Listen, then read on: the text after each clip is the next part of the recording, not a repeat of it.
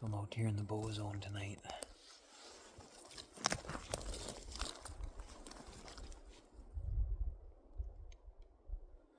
Thought I'd talk about my scariest grizzly encounter that I ever had. Because it looked a lot like the cup lock that I'm in right now. So I was still in Alberta. And I was hunting down this road called Virginia Hills. Like right at the beginning of the road, there's a big sign that says, like, be careful, you're in grizzly country. I hunted down that road so many times and I'd never seen a grizzly even, so I was kind of like, I don't know, kind of Boy Scout about it. I wasn't that concerned. And I was camping out there by myself. I set up my camp, went out. There was a gated road that was down there. And I parked my truck and had to walk like 5 kilometers into the cup lock that I was going to hunt. I got to the cup lock and I seen a couple of bucks farther across the cup lock, so I set my backpack down on the pile of logs, this big pile of logs, and I went hiking, sneaking through the cup lock to go check out these bucks. By the time I got over there, they'd already made it to the trees and I couldn't see them anymore. So I walked all the way back to the pile of logs, and when I was just about there, I was walking forward, but I was looking backwards to see if I could see those bucks again. I turned my head around, and not 10 paces from me, like I was just about to the pile of logs, man, this bear came out, this huge grizzly came out, and he must have been sniffing my backpack or something. We both scared each other. I was wearing like ghillie suit camo, so I didn't even look like a human. He stood up on his back 2 feet, and he was the biggest bear I've ever seen to this day. Like, he was an absolutely giant grizzly. So started slamming his front paws down on the ground. Did that 3 times, and I had my 308 scoped rifle up, not the biggest gun, but I was just, didn't say anything at first. I was just kind of in shock, and then I was like, hey bear, and he took off running, went about 200 yards away from me, and then went down into this big stack of timber. I had to walk past that stack of timber though to get back to my truck, and right then I realized how dumb I was. I had about a half an hour left till dark. I had no flashlight, and the roads were really crappy, and I was planning on staying there till dark. So like right away I'm like, okay, I gotta go.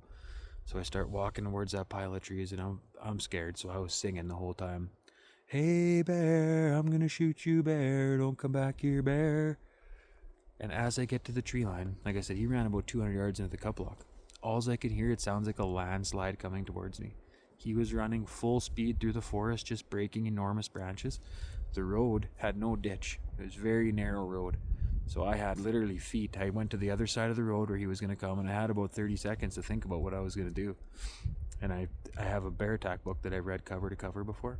And I think that's what honestly saved my life. I decided I wasn't going to shoot him. I was going to shoot directly beside him as soon as he came out. So he comes running out, comes out of the trees not 15, 20 feet from me.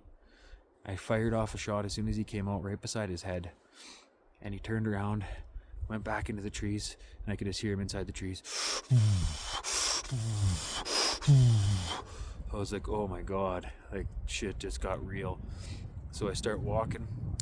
I take off my backpack as I'm walking. I put a bullet in the clip, put one in the chamber, put my backpack back on, and start walking. The scary thing about this road that I was on too, it had tons of little S-bends. I could never see more than 100 yards behind me.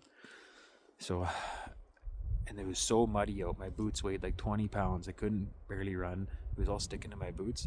My boot lace breaks on one of my boots. So I'm not even going to address the problem. Like, I got to go. So I keep walking. I get to the one little straight stretch where I could see about 150 yards, and I'm like, I got to fix it because my boot was coming completely off. So I start knotting up my lace and retying my boot. And it's, probably 10 minutes to last light now, 15 minutes maybe. I look up the road. Here comes this grizzly's shoulders right down the middle of the road, just coming right for me. I was like, oh my God. So I didn't panic, but I finished tying up my boot, got my backpack on. As soon as I got across the next corner where he couldn't see me, I just started running. And it's like running, slipping all over the mud everywhere. And the thing about up here, man, you shoot a grizzly bear, and you don't have proof that it actually attacked you, like you're not bleeding or something, you'll go to jail, like get all your guns taken away at least, and fined a lot of money. So it's like a scary thing to think about when you should just be able to defend yourself, but that's besides the point. So I start running down this road, slipping on the mud all the way, run the 5 kilometers to my truck. It's pitch black. I'm so tired by the time I get to my truck.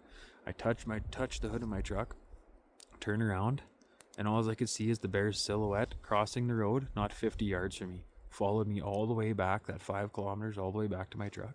I was sleeping in a tent 1.5 kilometers from where I had my truck was parked. Needless to say, I didn't sleep in a tent that night. In the middle of the night, though, my dog absolutely lost his mind, was barking, freaking out, and I think that bear actually did come to camp. But yeah, I got super lucky that night. I think that if I would have shot the bear, I probably would have got attacked. It's very hard to shoot with a scoped rifle at point blank. Like, I could have just pointed it at him, but to make sure it's a kill shot, it's so tough. And a lot of the people that have died in the book, I have a book about all the bear attacks in Canada, and a lot of people that have died from bear attacks have shot the bear first. The bear kills them and then goes off and dies in the woods too. So I think that's what honestly saved me. Shooting right beside his head, I scared him enough that he didn't really want to mess with me, but he still wanted to take me out. He was looking for a way to hunt me, and thankfully I got back and never gave him the chance. But yeah, sitting in this cup block here tonight, very similar situation. I got bear spray on me with my bow, but speaking of which, she's getting pretty close to last light, so I think I'm going to start making my way back slowly, so I'm not walking the whole way back. At least I learned a little bit. I got a flashlight now. I never go without a flashlight. So that's just a little tip of the week there too. You never know. Always be prepared. Bring a flashlight. Make sure you got bear spray, and don't get complacent. Because you haven't seen one before doesn't mean you're not going to run into one this time. So make sure you got the proper equipment to defend yourself.